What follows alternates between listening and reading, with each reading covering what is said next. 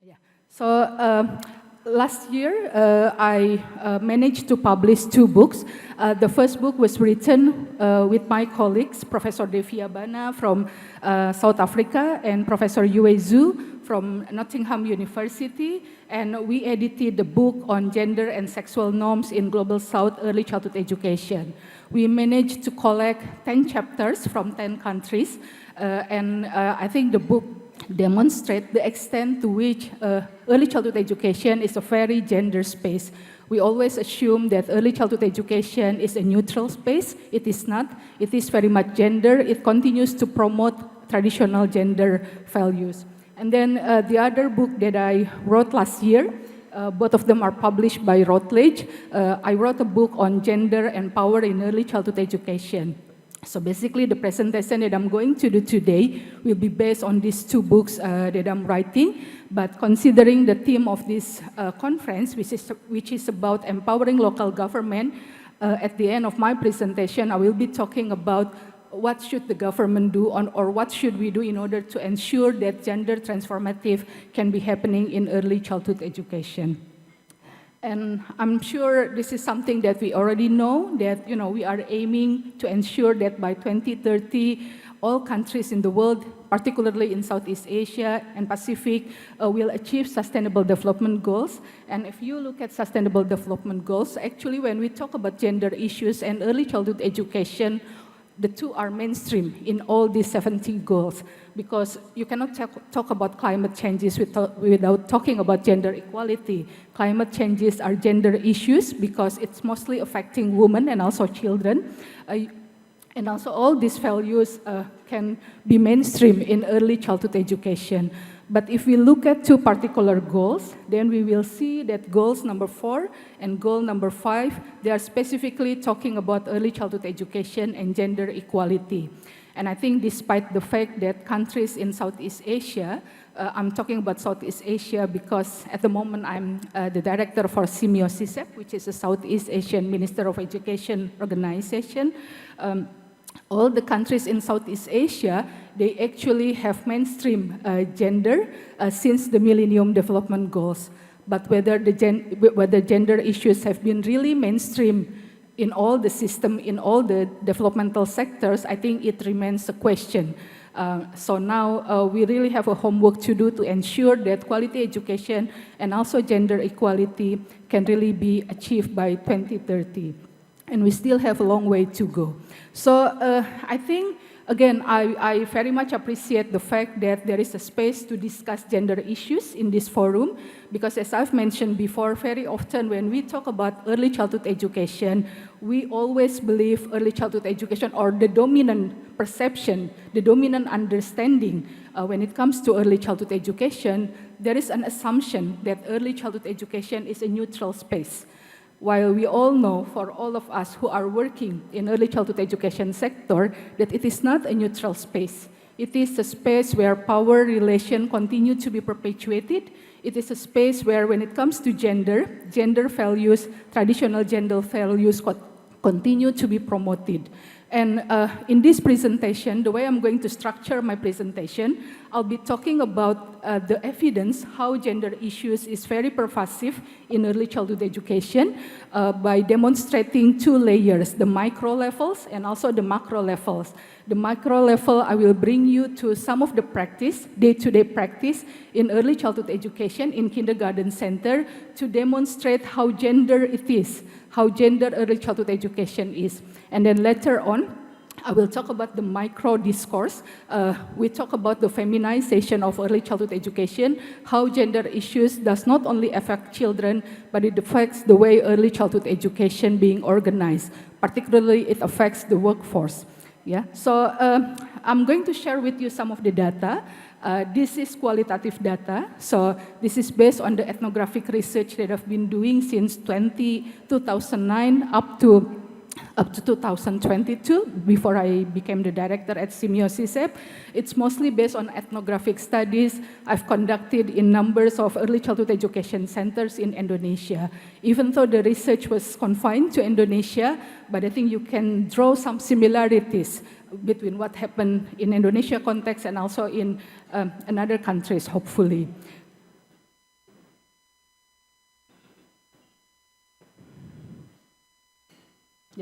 So again, as I've mentioned before, when we talk about early childhood education, very often we believe early childhood education is an innocent space, it is a neutral space, it does not promote particular gender behavior. And as the result, many teachers very often, they adopt what I call as a gender blind attitude. They believe they don't differentiate boys and girls. Every time I went to kindergarten and I interviewed the teacher, I asked them, how do they treat boys and girls? They will always respond, they treat them equally. But then when we observe, when we see in practice, we will see completely different stories. So in my understanding, this is due to the fact that they adopt a gender-blind attitude. They believe that they don't promote particular gender norms, while in fact what they have been doing is actually perpetuating particular gender stereotype. And at the same time, we also, many dominant understanding in our societies also still position children as passive individuals. All countries in the world, we have ratified United Nations Convention of Children's Rights. So we always talk about this notion of children's rights. But sometimes our understanding of children's rights are very often limited to the discourse of protection. But when we talk about children's rights, we have to understand there are two layers of children's rights. The first one is the protection one, and the other one is the participation.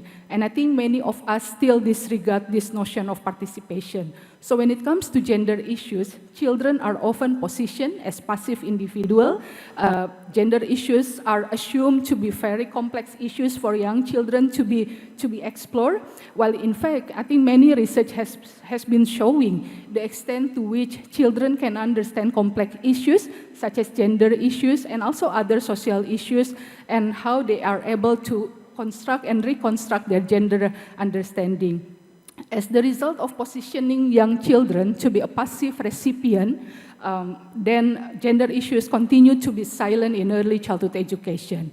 And again, as I've mentioned before, because very often teachers in early childhood education center adopt this gender-blind attitude, without realizing they continue to promote and also reinforce particular gender stereotype. So I will be talking about some of the discourses that shape the teacher's understanding and also the parents' understanding when it comes to gender issues. And I think there are three dominant discourses. I will come to the third one later. The first discourse is related with developmental psychology, and the other discourse is related with biological determinism. My background is psychology. I did my bachelor and master degree in psychology. So it is not a critique to psychology, but it is an invitation to think psychology in more critical ways. If we look at some of the research that's been conducted in psychology, for example, if you are aware with the research conducted by Kohlberg, for example, Kohlberg came up with the theories of moral development, and little of us know that the research was actually conducted with 9 boys. It's quite interesting to learn that based on the research conducted by Kohlberg, for example, Kohlberg came up with the conclusion that boys are morally more superior than girls, because when boys make a moral decision, they're using their rational decision, while girls, they are not so much using their rational decision. And for quite some time, this result has been used to discriminate girls. For example, we know that, not so long ago, women are not allowed to become the judge, for example, because, again, of this dominant perception that position women to be less rational. And many research has been conducted previously, and they show, to what extent it is the influence of the previous research in developmental psychology. And also, if you are aware with the theory from Sigmund Freud, for example, Sigmund Freud, a very prominent psychologist, he came up with the theory of penis envy, for example. He argues that girls at some point in their developmental stage will develop this sense of inferiority with their body. And I think it results with many issues regarding the body image that very often experienced by young girls. So what I'm trying to say is that there are a number of theories in developmental psychology which is very much gender in nature. Yesterday, in one of the parallel session, I mentioned a very, I really like this quote, that we don't throw the baby out of the hot water, meaning that, we need to be more critical with some of the research in developmental psychology. Doesn't mean we need to completely disregard the theories. And the second discourse is that is also very pervasive and also shape our understanding, the teacher's understanding when it comes to gender issues, is biological determinism. There is a very strong belief that there exist fundamental differences between boys and girls. I'm not denying some of the biological differences between boys and girls, but what is interesting and what perhaps we need to problematize is that the fact that these biological differences also lead to, different roles between men and women. And sometimes we need to critically question whether those differences, when it comes to social roles, are really rooted in biological determinism, or is it something that society expects from women and from men as well? And yeah, so if we look at this quote, earlier I mentioned that when we talk about children's rights, very often we are so much focusing on the notion of child protection. And I think this is important. We need to recognize the fact that children, especially with, today's climate, today's political, polarization, they are vulnerable to a number of situations. But I think it is also important to recognize that beside the pillars of children protection, there is also another layer, which is children participation. And unfortunately, our understanding of children protection very often overlook our understanding of children's participation. So again, when it comes to gender issues, for example, this dominant understanding of children protection very often prevent the teachers, prevent the parents to explore gender issues with young children. While the research they have been doing for the past 10 years, for example, suggests how young children are more than capable to understand gender issues. And what perhaps many of us don't understand and also don't realize that when we don't include children in the conversation about gender, it's actually, it can be considered as politicizing young children because we disregard their agency, we don't listen to their voices, and we don't include them in the conversation that in one way or another might affect their life. So as this is a very old citation, but I still find it to be relevant. So Alloway in Martinez suggests that when we don't talk about gender issues with young children, it is actually politicizing young children, and it is achieved by silencing their voices. Yeah. And I also would like to talk about another dominant gender discourses.